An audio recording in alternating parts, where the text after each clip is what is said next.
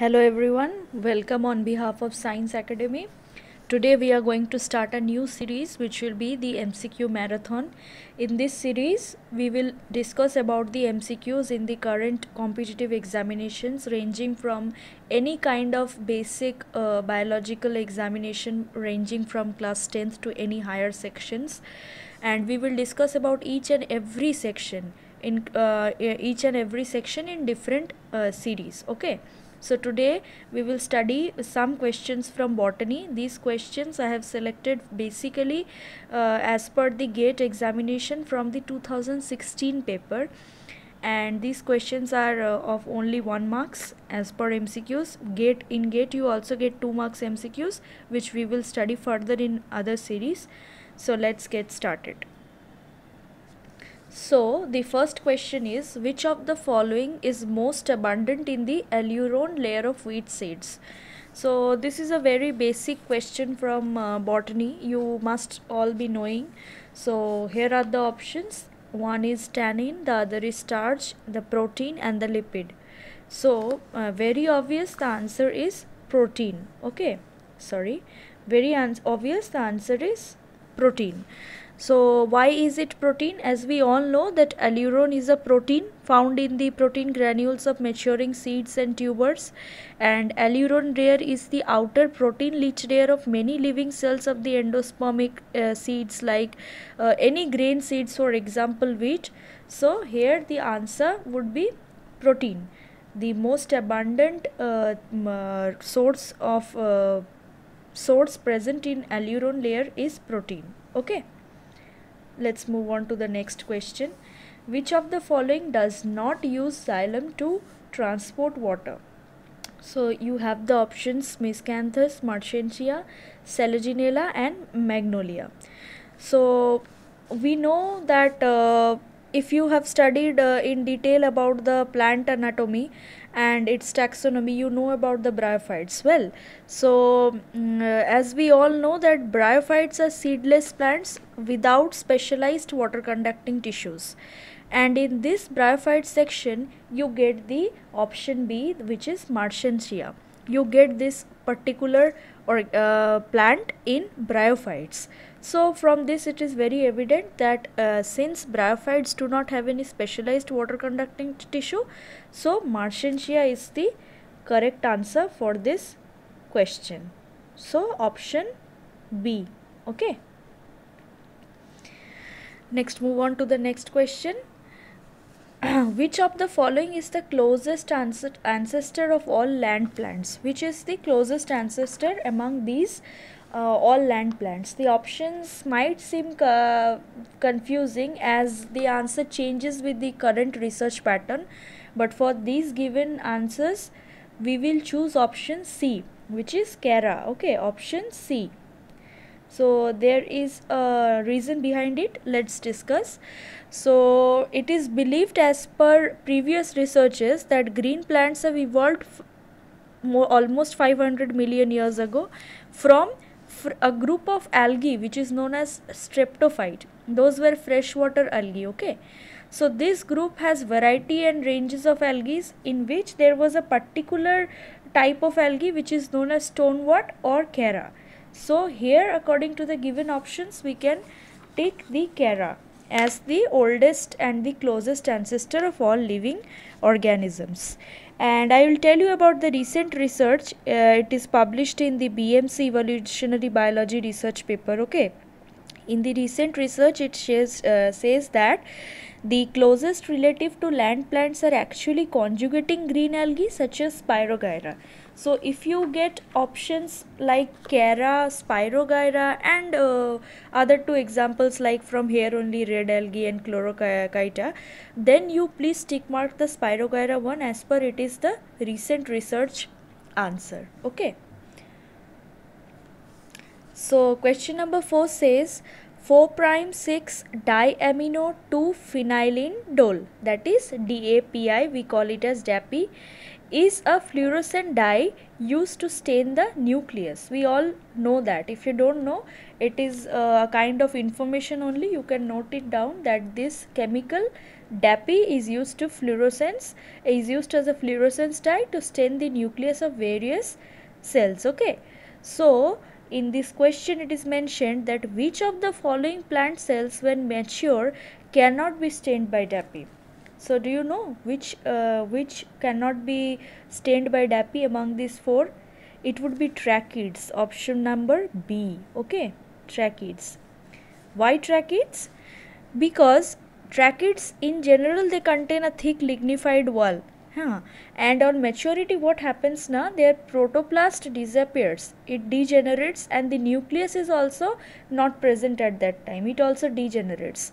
So if nucleus is not present, then whom will the dye stain? So in mature tracheids it is not possible to use DAPI to stain the nucleus, since nucleus is only not present in tracheids, in mature tracheid cells. Okay, keep in note. So the answer is option B. Now question number 5. Listen carefully. The uptake of nitrogen and phosphorus by plant roots often involves interaction between roots and some symbiotic organisms. So the uptake of nitrogen and phosphorus through roots involves the interaction of root and some symbiotic organisms. We all know that only by the help of roots the minerals are not absorbed. Other biological organisms, with their employment only, it is possible for the roots to uptake the minerals from the soil. So here it is said that which of the following association is most commonly found for the uptake of these nutrients. Like among these four, they are favorable conditions, but which is the most commonly found two combinations. So as much as I know, the most favorable one would be bacteria for nitrogen and mycorrhiza for phosphorus. So it is option D. Why I tell you that through mycorrhization process, if you read in detail, I will make a topic on that. Through the mycorrhization process, for now you can just understand, and if you want you can note it down, that the plants obtain the phosphate and other minerals such as zinc, copper and etc. from the soil by this mycorrhization process only. And many bacteria like rhizobia create ammonia, like they assimilate ammonia from nitrogen in the air, which is used by the plant to create amino acids and further used in various processes. So the plant uses these two combinations, which is bacteria for nitrogen and mycorrhiza for phosphorus. Okay. Let's move on to the next question, which is which of the following summarizes the role of Casparian strip in transport of water in the root? So among these following processes mentioned, like the symplast to apoplast or apoplast to symplast or xylem to phloem or the vice versa, which of the following summarizes the Casparian strip, the role of Casparian strip in transport of water in the root? So listen carefully what happens. At the root, the Casparian strip is embedded within the cell wall. You can see the structure, okay, in your books. The Casparian strip, it is embedded within the cell wall and in the non-growing region of the root, behind the root tip. So it's located in the very interior section where there is the meristematic region is not there. In that particular section, non-growing region, in the root tip, the Casparian strips are embedded. So what happens, that here the Casparian strip serves as the boundary layer separating the apoplast of the cortex from the apoplast of the vascular tissue. So there is a boundary between these two, okay, and this separation at the endodermis by this Casparian strip obstructs the water movement. So water movement will not happen if there is a separation between the particular strips. So the apoplastic pathway of water movement is hindered, okay, obstructs water movement through the apoplastic pathway and forces water and the solutes to pass through the plasma membrane via the symplastic route in order to cross the endodermis layer. So if you have to cross the endodermis layer, you are getting a particular separating layer between them, the boundary between the apoplast of cortex and the apoplast of vascular tissue. So what we do, instead of following that particular channel in case of Casparian strips, we follow the reverse route, which is through the symplast. So what happens, so here we can summarize the option as apoplast to symplast. From the apoplast it cannot go directly to apoplast, so what happens, it channels itself through the symplast, and then it is allowed to cross the endodermis layer. So option B is the correct answer. Okay.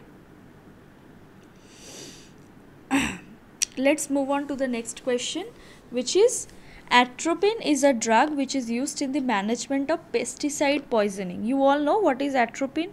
Atropine is actually a tropane alkaloid. It is a tropane alkaloid which is applied as an anticholinergic and parasympathetic agent. It is a drug. It has various uses. We will discuss. Wait. So let's read the question first, and what it is mentioned here, that which of the following plant can serve as the commercial purpose of this anticholinergic drug. So among these, Medicago tranquutella, Magnifera indica, Arachis hypogea, Datura metal, which one of the plant is the potential source of atropine? So as I told you that it is a tropane alkaloid which is used as an anticholinergic and parasympathetic agent. And atropine, what you know, what are its uses? It is used in medication section to treat certain types of nerve agent, and it's also used in pesticide poisoning as mentioned in the question. Some uses of it are, you know, they actually slow down the heart rate. When you have too much high BP, like in severe surgery cases, you need to slow down the heart rate. These kind of medications are employed. And it is also used to decrease the saliva production during certain surgeries, you know, where in mouth you are doing performing certain kind of dentistry or any certain kind of surgeries. In that cases, to decrease the saliva production, we can use atropine. So the most reliable plant source for this is Datura metal. It is a very important medicinal plant which has hairy roots, and these are used in the production of atropine. So keep in note that the hairy roots of Datura metal are used in the production of atropine. Okay. So option A is our correct answer. Let's move on. Okay, the next question says, which of the following is not involved in plant immune response? So this is for me, this is a very easy question, because I know the answer. It would be interleukins, and you all know that interleukins are not involved in plant immune response. The other three options, antimicrobial proteins such as definsins, thionins or PR1, and then we have hypersensitive response from plant's body, where a rapid host cell death response associated with defense mediated resistance gene. You see that hypersensitive response in plants also, like in case of our bodies, they also destroy their rapidly their host cell when they sense an injury or an attack on themselves. And then you know about the PRR and PAMPS system, pattern recognition. I'll tell you a bit of it. The plant immune system consists of two kinds of receptors, okay, one inside and one outside the cell. The first tier is primarily governed by the pattern recognition receptor, and that are activated by recognition of the PAMPs, which are microbial associated molecular patterns, MAMS or PAMPs, pathogen or microbial associated. So PRR PAMP interaction is also seen in plants. Antimicrobial proteins are also seen, which help in defense. Hypersensitive reactions or response has been also seen. The only activity which is not seen is that of interleukins. So option number D is our correct answer. Okay.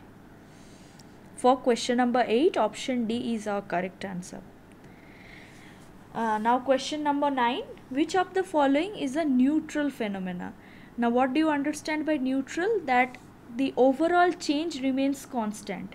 And from this particular sentence only, I will recall the definition of genetic drift. In what happens in genetic drift, you remember, it is the change of frequency in the gene level in a population due to random sampling of organisms. Some kind of sampling, some movement has occurred, and there is a random change in the frequency of the gene allele, and with effect of which there is no effect on the overall population. The overall frequency of this particular thing remains same. This is the particular principle of genetic drift and the Hardy-Weinberg law, which we studied earlier. Okay, so this was the particular concept, that even though there is a change and drift in the allele variancy, there won't be change much, and the genetic drift may cause gene variants to disappear completely and not affecting the total changes. So it is a neutral phenomenon. So here option C is the correct answer.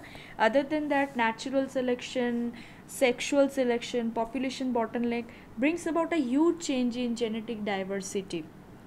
In evolution section, if you are strong in that section, or if you have studied it, you know that those bring about huge changes. Only genetic drift is such that it brings about only minute changes, and therefore it is, as in between these four, it is considered as a neutral phenomenon. So option C is the correct answer, genetic drift. Moving to question 10, which, when a plant is infected by a pathogen at one site, the distal parts of the plant and the neighboring plants developed increased resistance to subsequent pathogen attack. So which of the following molecule mediates this long distance signal? So this is very evident in plants and in any kind of immune system, that when there is an attack at a particular site, the other portions, the distal portions of that portion, like the distal cells and other parts, they start increasing the resistance pattern to submiss and neutral the effect of the pathogen. Okay, so in case of plants, which molecule is responsible for this long distance signal? So the answer is salicylic acid and its derivative. Salicylic acid is a key hormonal, has one of the key hormonal factors, and it is involved in the plant defense related actions against infection by various pathogens. So recent studies, if you keep in note with the journals of these recent studies, you will know that scientists are coming up with the new research papers in which they have written about the intracellular SA receptors, the salicylic acid receptors they have discovered, which were discovered, as we have seen in previous researches, that there in plant body there were lot of SA binding proteins found.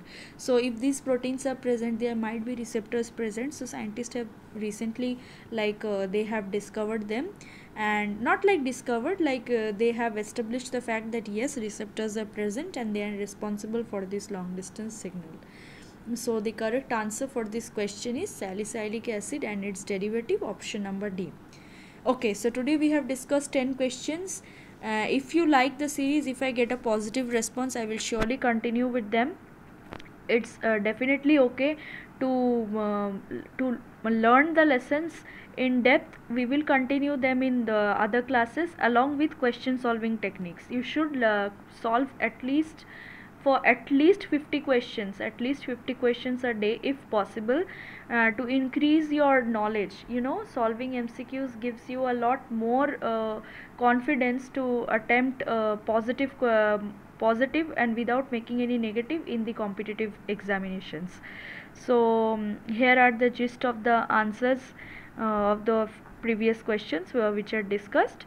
You can note it down. So thank you. If you like this particular series, please like the video and subscribe to our channel. We are working hard towards it, and please press the bell notification for further notification. Thank you, children.